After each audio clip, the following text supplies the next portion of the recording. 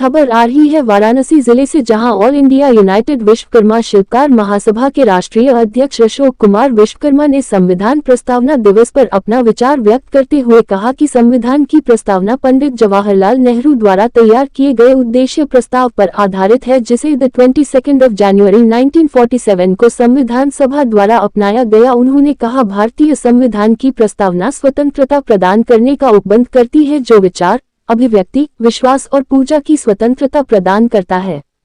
संविधान की प्रस्तावना में मौलिक दर्शन और मूल्यों का उल्लेख है, जो हमारे संविधान के आधार है। उन्होंने कहा, प्रस्तावना की शुरुआती 5 शब्द प्रभुत्व संपन्न, समाजवादी, सेकुलर, लोकतंत्रात्मक, गणराज्य संविधान के स्वरूप की ओर इशारा करते हैं। संविधान प्रस्तावना का मुख्य लक्ष्य गरीबी, अज्ञानता, बीमारी और अवसर की असमानता को समाप्त करना है। आप देख रहे हैं वाराणसी से संतोष कुमार सिंह की रिपोर्ट। और प्रधानमंत्री के संसदीय क्षेत्र से एक आवाज बुलंद हो रही है, शोषित वंचितों की आवाज बुलंद होने जा रही है। सरकार की आज जितनी भी मशीनरी है, जब यहां से यह संदेश निकलेगा कि शोषित वंचित समाज के लोगों के नेताओं का बनारस में एक बड़ा गठबंधन हो रहा है, तो सारी मशीनरी के साथ साथ सरकार में भी एक हलचल मचेगा और एक तूफान उठेगा। आज हम सभी लोग एक बड़े मकसद को लेकर के यहां उपस्थित हुए हैं। हम शोषित हैं, वंचित हैं, भागीदारी हमें नहीं मिली, हम सभी धोखा खाए हुए लोग हैं। और जो देश के अंदर राजनीतिक व्यवस्था है, इस व्यवस्था में जो जन समस्याएं हैं, उस समस्या से हम सभी लोग पीड़ित हैं। और मुझसे पहले सारे नेताओं ने अपने विचार व्यक्त करते हुए उस पीड़ा को भी व्यक्त किया। जब वो बोलते हैं तो उनके अंतर्मन की जो पीड़ा है वह सामने स्पष्ट होती है, वह सामने दिखाई पड़ती है और सुनने को मिलती है। तो अब हम सभी लोग उस पीड़ा को कैसे दूर करें, इस बीमारी का इलाज क्या है,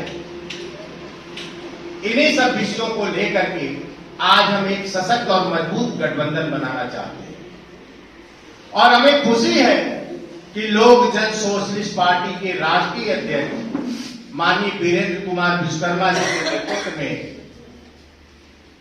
आज जो अग्रसर हुए हैं राजनीति में, मुझे ऐसा लगता है कि आज एक सही दिशा की ओर एलएसपी चल रही है और इन्होंने जो कदम उठाया है वो बहुत मजबूत है। गरीबों के साथ, जो पिछड़े समाज है उनके साथ कोई भी निर्णायक निर्णय नहीं हो पाता है। इन्हीं सब चीजों की लड़ाई हम लोग लड़ रहे हैं। जैसे समान नागरिक संहिता है, एक देश में एक शिक्षा, एक स्वास्थ्य होना चाहिए, जिसको आज तक लागू नहीं किया जा रहा है। जो पैसे वाले हैं वो शिक्षा पा जाएंगे, जो पैसे वाले हैं वो स्वास्थ्य पा जाएंगे, वीआईपी लोगों का वीआईपी ट्रीटमेंट हो जाएगा। तो बाकी जो पिछड़े समाज के लोग हैं या पिछड़े लोग हैं या कमजोर वर्ग के लोग हैं वो कहाँ जाएंगे? इन सभी बातों पर हम लोगों को चिंतन मंथन करना है। गरीबी, बेरोजगारी, भ्रष्टाचार, सामाजिक न्याय इस देश में बढ़ती जा रही है। गैर बराबरी का जो खाई है बढ़ता जा रहा है। हम लोग साथियों बड़े बड़े पार्टियों के साथ एक मोहरे के रूप में काम करते आए हैं। बड़ी बड़ी पार्टियां हम लोगों के जाति विशेष वर्ग बना के ले लेती है और केवल हम लोगों का वोट लेके हम लोग जहां के तहां वही रह जाते हैं। तो अब हम लोग ऐसा नहीं चाहेंगे, ना करने देंगे कि अगर वोट हमारा है तो राज भी हमारा ही होना चाहिए। हम लोग केवल वोट देने की मशीन बन के रह गए हैं। जैसा कि हम सभी जानते हैं कि वोट, बाबा भीमराव अम्बेडकर साहब कह गए हैं, वोट बहुत बड़ी ताकत है जो 5 साल में एक बार आती है। इसको व्यर्थ नहीं जाने देना चाहिए। इसकी जागरूकता बढ़ाने की जरूरत है। सभी लोगों के बीच में जाके सभी लोगों से सद्भावना स्वरूप व्यवहार जता के सभी लोगों को कहीं न कहीं वोट के प्रति जागरूक करने की जरूरत है। और इन गरीबी, महंगाई, भ्रष्टाचार, तमाम जो हमारे समाज को कुंठित कर रहा है, कमजोर कर रहा है, ईवीएम जैसे मुद्दे हैं, इन चीजों को लेकर हम सभी मिलके जो दलीय लोग हम लोग बैठक किए हैं आज, तो हम लोग इस पर निर्णय लेंगे कि हम सभी लोग मिलके हम लोग बहुत मजबूती से इस पर संघर्ष करेंगे और संघर्ष करके अपने हक अधिकार को पाएंगे हम लोग।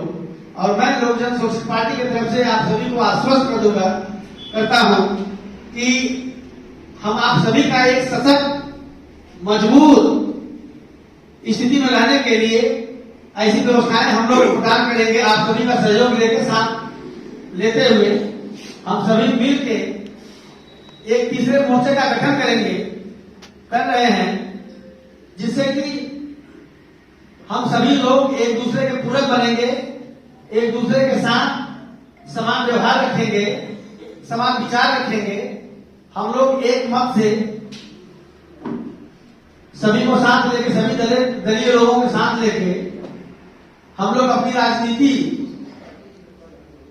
का जो सिस्टम है इसको मजबूत करेंगे और एक मजबूत विपक्ष के रूप में उभरने की कोशिश करेंगे। जैसा कि भारतीय जनता पार्टी साथियों जानते हैं आप सभी कि विपक्षहीन राजनीति करना चाहती है, कि विपक्ष में कोई हो ही ना जो उनसे सवाल कर सके। तो हम लोग, आप लोग साथ देने के लिए तैयार है ना? गांधी जी बिल्कुल भाई, साथ है तो आए। रक्त बदल दो, ताज बदल दो, बेईमानों का राज बदल दो, रक्त बदल दो, ताज बदल दो, बेईमानों का राज बदल दो। बहुत बहुत धन्यवाद श्यामदनी भैया। हमारे साथियों, हमारे बीच में श्यामदनी जी बैठे हुए हैं। श्री श्यामदनी जी हमारे समाज के, हमारे लोगों के बड़े उच्च साथी हैं और ये बड़े मजबूत कैडर के भी साथी रहे हैं। और हम लोग इनसे आशीर्वाद लेके कहीं न कहीं इनकी जो नीतियां हैं इससे सीख लेके हम लोग अपने समाज को और खुद को, अपने भविष्य को एक मजबूत स्थिति में खड़ा रखेंगे। अब हम चाहेंगे